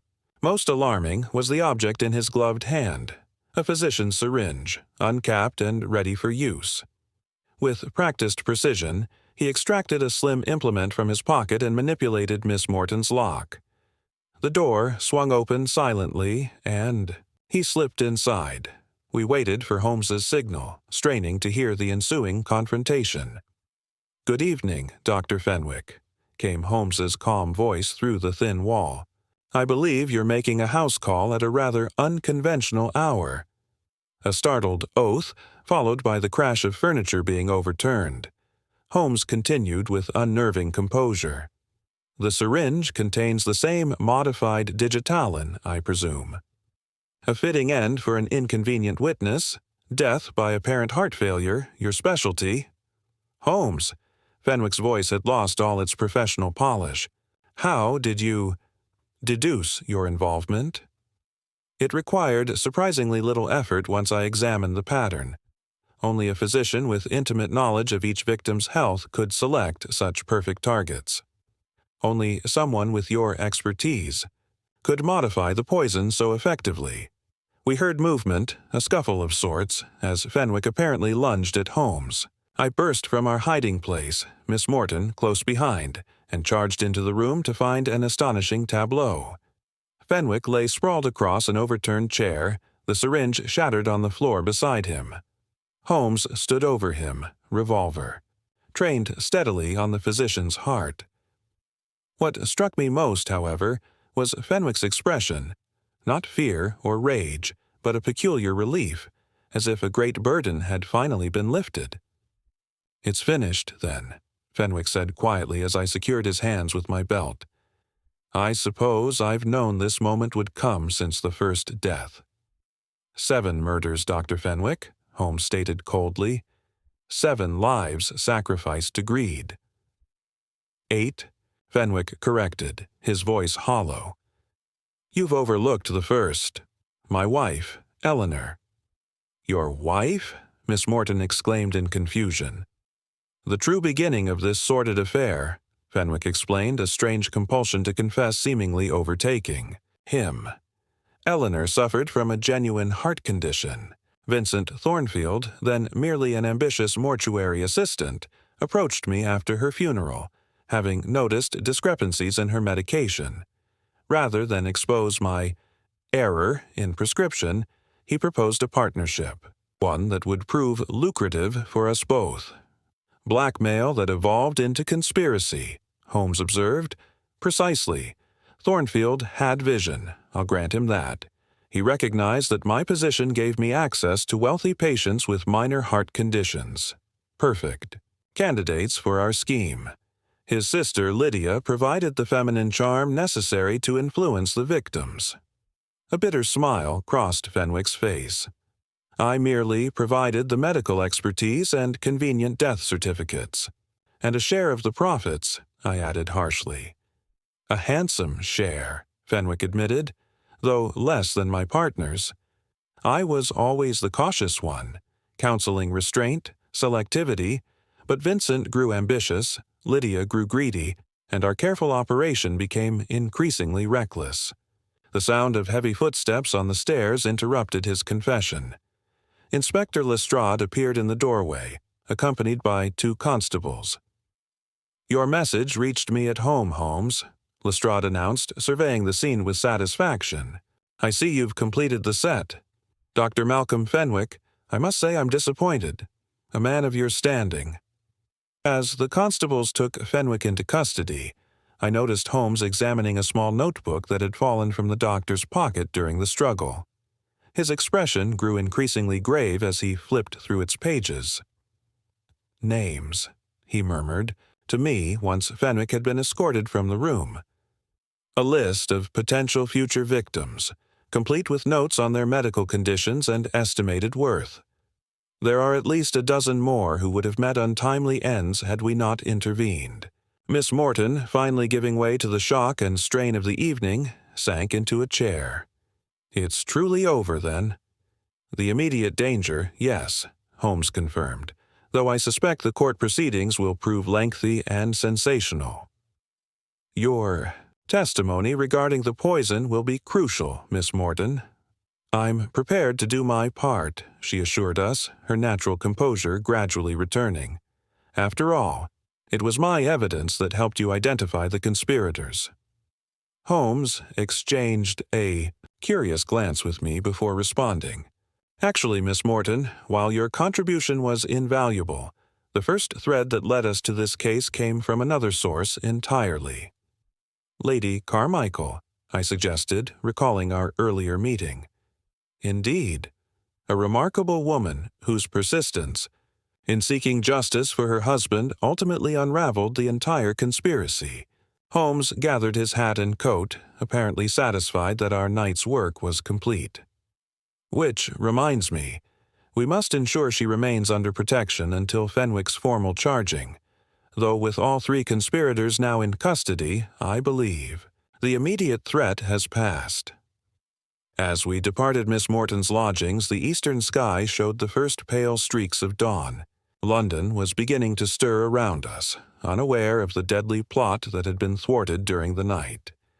"A complex case, Watson," Holmes remarked as we walked toward the main street in search of early morning transportation. 3 conspirators. With complementary skills, Thornfield's knowledge of funeral practices, Mrs. Harrington's social charm, and Fenwick's medical expertise combined to create a nearly perfect murder scheme. Yet they were undone by the one factor they couldn't anticipate, I observed, the persistence of those seeking justice. Holmes nodded thoughtfully. Lady Carmichael's crimson letter, a scarlet thread that led us through the labyrinth to the truth. There's a certain poetry in that, wouldn't you agree? As a hansom cab appeared through the morning mist, I reflected that the Scarlet Undertaker's reign of calculated murder had finally ended, his crimson handkerchief exchanged for the manacles of justice. Chapter 11. The Trial and Revelations. 3 months passed before the case of what the newspapers had dramatically dubbed the Crimson Conspiracy came to trial at the Old Bailey. During that time, Holmes and I had been occupied with several other matters, though none quite as complex or sinister as the Scarlet Undertaker affair. The spring had fully blossomed into a glorious London summer by the time we received formal summons to appear as witnesses for the prosecution. On the morning of the trial, we found ourselves seated in the crowded courtroom, where the public galleries were filled to capacity with spectators eager to witness the proceedings. The case had captured the imagination of London society, combining as it did the elements of poison, inheritance, and betrayal among the upper classes. "Quite the spectacle," I murmured to Holmes as we observed the assembled crowd. "One might think this was a theatrical performance rather than a murder trial. For many of those present, it serves precisely that purpose," Holmes replied dryly, "though I suspect some attend out of more personal concerns." He nodded discreetly toward a section where several well-dressed individuals sat with expressions of profound discomfort. Former patients of Dr. Fenwick, no doubt contemplating how narrowly they escaped becoming entries in his notebook of prospective victims. The proceedings began with the expected formality. The 3 defendants presented separately to hear the charges against them. Vincent Thornfield maintained his composure, his Undertaker's pallor now appearing decidedly appropriate given his circumstances. Lydia Harrington, no longer the grieving widow but dressed in severe prison attire, kept her gaze fixed straight ahead, acknowledging no one. Dr. Fenwick appeared to have aged a decade since his capture, his once florid face now gray and lined with the strain of his imprisonment. The Crown's case, presented methodically by a formidable prosecutor, laid bare the entire conspiracy from its origins to its ultimate exposure. Medical experts testified regarding the modified digitalin compound that had been extracted from the exhumed remains of the victims. Financial records revealed the substantial sums that had passed into the conspirators' possession following each death. When Holmes was called to testify, he presented his evidence with characteristic precision, explaining how the pattern of deaths had emerged through careful investigation. The courtroom fell silent during his testimony, captivated by the clarity with which he unraveled the complex scheme. "And in your professional opinion, Mr. Holmes," the prosecutor inquired, "how many deaths can be attributed to this conspiracy?" 8 confirmed victims, Holmes replied without hesitation, though evidence in Dr. Fenwick's own record suggests they had identified at least 12 additional targets for their scheme. A murmur ran through the courtroom at this revelation. I noticed several individuals in the public gallery exchange alarmed glances, perhaps wondering if they had been among those marked for future attention. My own testimony focused on the medical aspects of the case, the symptoms that had been misdiagnosed as natural heart failure, and the subtle traces of poison that post-mortem examinations had eventually revealed.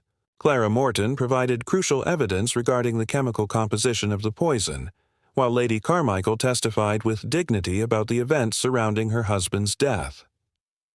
The defense made valiant but ultimately futile attempts to cast doubt on the evidence. Thornfield's counsel suggested he had been merely an unwitting accessory, manipulated by his medically trained co-conspirators. Mrs. Harrington's representatives attempted to portray her as an innocent spouse, unaware of her husband's true cause of death. Fenwick's defense took perhaps the most unexpected approach, claiming temporary insanity brought on by grief over his wife's death. None of these strategies proved persuasive in the face of the overwhelming evidence. After a trial lasting 11 days, the jury retired for deliberation, returning after barely 2 hours with unanimous verdicts of guilty on all counts for each defendant. The judge's sentencing speech was a model of restrained outrage. You have committed crimes of calculated cruelty, abusing positions of trust to prey upon vulnerable individuals for financial gain. The methodical nature of your conspiracy, continuing over several years and claiming multiple victims, places these offenses among the most reprehensible this court has encountered. The sentences, when pronounced, surprised no one.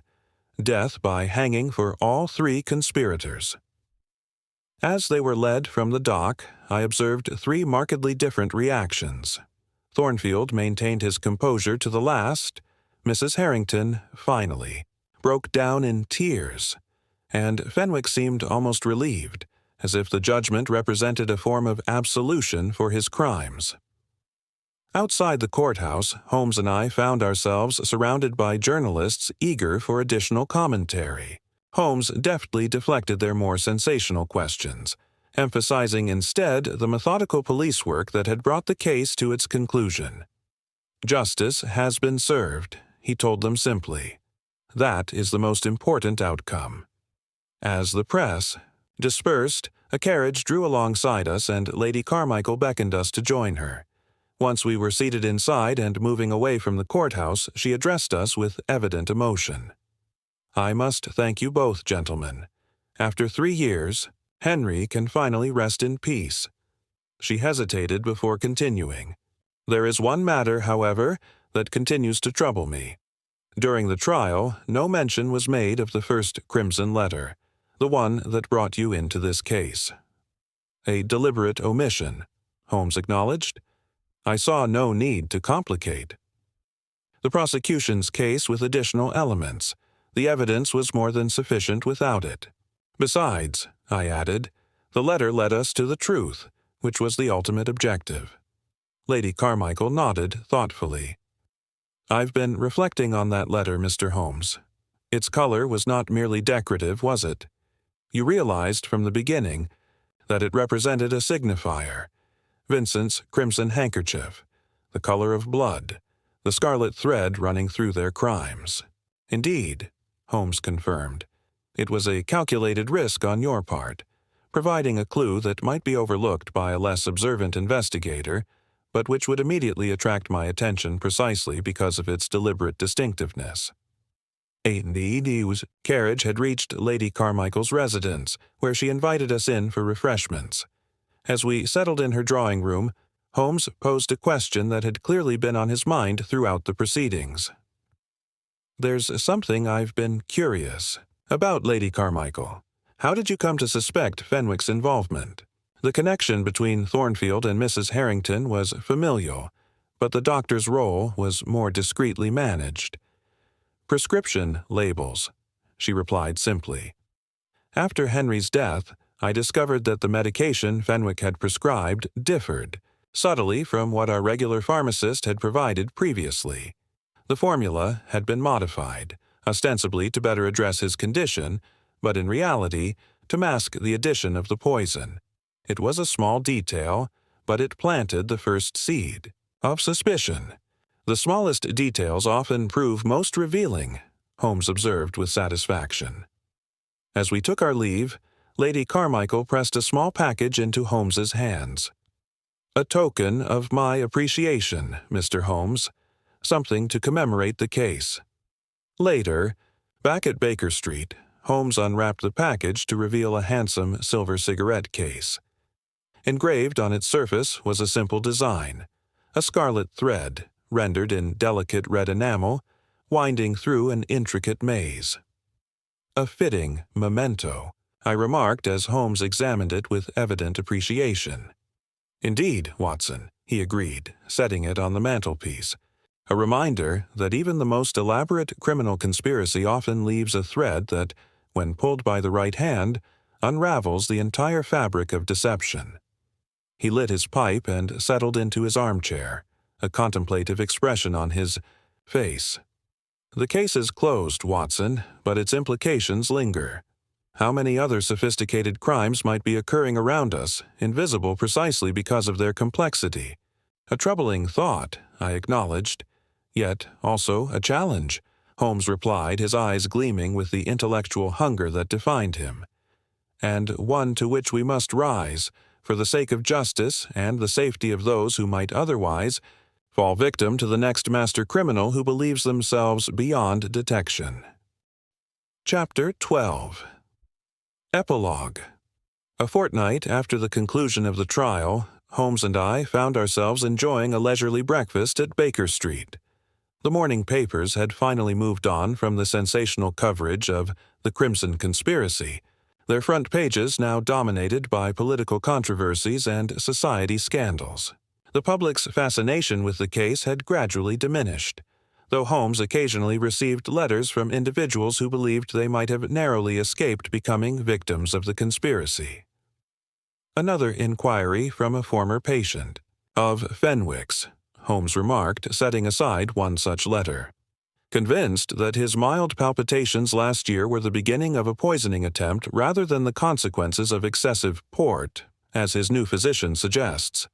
The case has certainly stirred considerable anxiety among London's wealthy invalids," I observed, reaching for the marmalade. "I've received several new patients myself, all former clients of Fenwick's, all insisting on comprehensive examinations despite minimal symptoms." "Fear often lingers longer than the actual danger," Holmes replied, "though in this instance their caution is not entirely misplaced.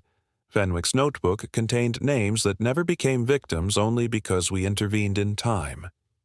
Our conversation was interrupted by Mrs. Hudson, who announced the arrival of an unexpected visitor, Clara Morton. She entered our sitting room with a newfound confidence in her bearing, dressed in a smart traveling costume that suggested improved circumstances. "Miss Morton," Holmes greeted her, offering a chair. "This is an unexpected pleasure. You appear to be prepared for a journey." "I am indeed, Mr. Holmes," she confirmed, settling herself comfortably. "I've been appointed to a research position at the University of Edinburgh, a proper scientific role rather than a mere assistant's position. It seems that my testimony at the trial impressed certain academic observers." "Congratulations," I said warmly. "A well-deserved advancement." "Thank you, Dr. Watson. I leave tomorrow morning, but I wish to call on you both before my departure." She hesitated, her expression growing more serious. "There is also a matter I thought might interest you, a curious development regarding Dr. Muller." Holmes's attention visibly sharpened. "The toxicologist who unwittingly contributed to the conspiracy? What of him?" "He was found dead in his laboratory 3 days ago," she replied. "Apparent suicide. A note was discovered claiming remorse over his unwitting role in the deaths." "You seem skeptical of this conclusion," Holmes observed, studying her face. "Worked with Dr. Muller for nearly 2 years, Mr. Holmes. While he was not particularly scrupulous about the ethics of his research, he was utterly devoted to his scientific pursuits. Suicide seems inconsistent with his character, particularly now, when his reputation had survived the trial relatively intact." "You suspect foul play," Holmes stated rather than asked. "I lack evidence," she admitted, "merely intuition and knowledge." Of the man. But I thought you should know, considering the possibility that the conspiracy might have extended beyond the 3 individuals convicted. Holmes exchanged a significant glance with me before rising to retrieve his notebook. The timing is certainly suggestive. Was there any indication of the method used? Poisoning, ironically a variant of the same compound involved in our case. The authorities have concluded that guilt drove him to a fitting end, using his own creation. Or someone wished it to appear so, Holmes mused. Tell me, Miss Morton, did Muller keep detailed records of his research? Papers that might implicate others if examined closely? Meticulous records. His laboratory notebooks documented every experiment, every visitor, every commission he accepted. She paused, understanding dawning on her face. And those notebooks are now missing, according to the newspaper report. Holmes jotted several notes before closing his book decisively. I shall telegraph Inspector Lestrade immediately. This matter warrants further investigation. After Miss Morton had departed for her final preparations, Holmes paced our sitting room with restless energy, his mind clearly engaged with this new puzzle. What do you make of it, Holmes? I asked. Could there truly be additional conspirators, still at large? It presents a disturbing possibility, he acknowledged. Consider, we know that Thornfield, Mrs. Harrington, and Fenwick constituted the operational core of the conspiracy. Yet significant questions remain unanswered. Who provided the initial capital for Thornfield's mortuary business? How did they identify suitable victims beyond Fenwick's immediate patient circle? And why, despite Fenwick's capture, would someone take the considerable risk of eliminating Muller now? You believe Muller possessed evidence that threatened someone not yet implicated, I suggested. Precisely. Someone with substantial resources and influence, who remained safely in the background while the others implemented their scheme. Holmes lit his pipe, disappearing momentarily behind a cloud of smoke. The spider at the center of the web, whose threads we have yet to discover. Later that afternoon, Inspector Lestrade arrived at Baker Street, his expression troubled as he accepted the chair and refreshment Holmes offered. You were right to telegraph me, Mr. Holmes, he admitted without preamble. Muller's death bears suspicious elements that were overlooked in the initial investigation. The amount of poison in his system was considerably larger than necessary, suggesting forcible administration rather than voluntary ingestion. And his papers? Holmes inquired. Gone, as Miss Morton indicated. Not merely the notebooks related to the digitalin compound, but all his recent research documents. Lestrade shook his head in frustration. We thought this case concluded with the sentencing. Now it appears we've merely cut off the visible tendrils of a larger organism. Have you interviewed the prison staff regarding any unusual visitors to our convicted conspirators? Holmes asked, his expression intent. I took the liberty after receiving your telegram. Thornfield and Mrs. Harrington have received no visitors since their incarceration. Lestrade hesitated. Fenwick, however, was visited twice by his solicitor, a man named James Moriarty. I observed Holmes's slight start at the name, though he masked it quickly. This Moriarty, he is legitimately a solicitor? Apparently so, though not Fenwick's original legal representative. He became involved only after the sentencing. Lestrade's brow furrowed. Do you know him, Mr. Holmes? The name has crossed my desk in connection with other matters, Holmes replied vaguely. Nothing substantial enough to warrant discussion at this stage. After Lestrade departed, promising to keep us informed of any developments, Holmes lapsed into one of his introspective silences, smoking steadily as he contemplated this new dimension of the case. When he finally spoke, his voice had acquired a curious intensity.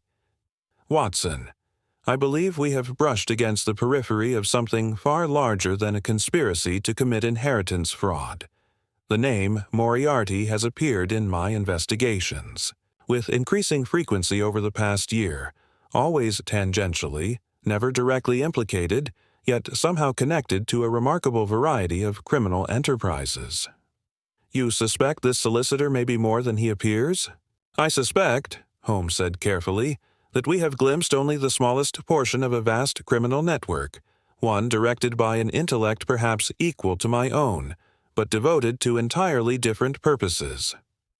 He rose and moved to the window, gazing out at the darkening London streets with an expression I had rarely seen before, a combination of intellectual excitement and genuine concern.